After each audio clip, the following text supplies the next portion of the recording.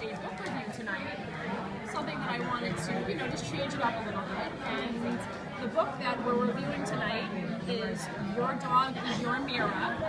I know there's many dog owners out there cringing at that. This book was written by Kevin Behan. It's a really interesting book. My dear friend Colleen asked me to read it while she's reading it. And I'll tell you, I've rescued many dogs over 16 years. And I've worked with animal communicators, veterinary behaviorists, dog trainers. Today I have 4 dogs. They have all different personalities and different issues, except Brutus is perfect, of course. And I can tell you a fight just broke out of my apartment right now for saying that. And this book could have some severe implications for people like me, but nonetheless, Colleen is here, and Colleen, I would like you to maybe talk about 5 different ideas in this book that you found interesting, compelling, definitely a worthy book for dog owners to read.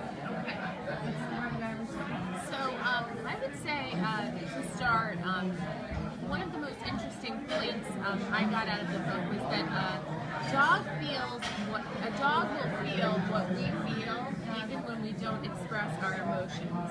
So if we're upset, and even if we're upset and we put on a smiling face and we are acting normal, that dog will feel your emotion and will absorb your emotion.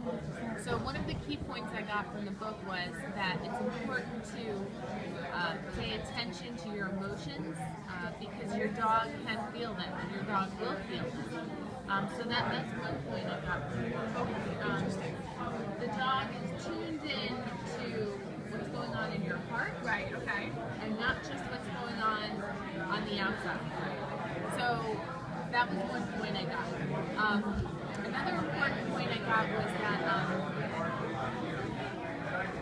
the most important thing about a dog, and I know that we all like to say that we rescue dogs because we want to be rescuers and we want to do a good deed, but we're human beings, and the most important thing about having a dog in our life is so that the dog can help us understand our own emotions.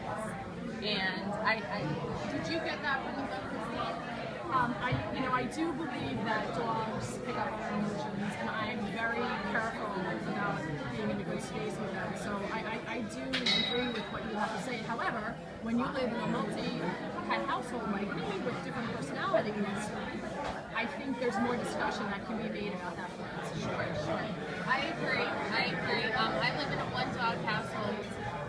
What I can say is that I've had dogs in the past, and this dog is a new puppy. She's only 6 months old, and I've tried very hard to raise her in a gentle manner. One thing that I found really interesting about this book is that the writer subscribes to the idea that you need to emotionally communicate with your dog rather than just verbally communicate with your dog.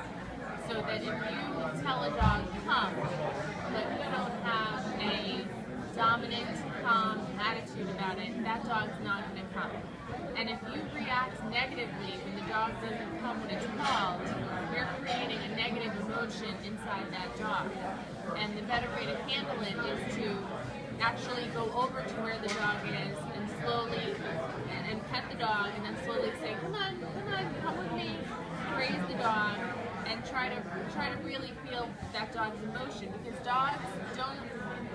We think they respond to our words, but they don't respond. They're not responding to our words. They're responding to our emotion, and our emotion is embodied in those words. Does that make sense? It does. I don't know if you have found that with your dog. Yes, and one thing that's very interesting that I read in the book is the part of the second brain. The second brain, which was a whole new concept for me. And I'm just wondering what your thoughts are on this idea that the brain and the heart. I thought that was really interesting. This writer writes about how dogs have a quote-unquote gut reaction to things, just like people do. But the dog's gut reaction is much stronger than that of humans. The point I got from it was that a dog is very sensitive emotionally, and that a dog has a gut reaction to every emotion that occurs, and when that dog has the gut reaction, it's going to act out in some way.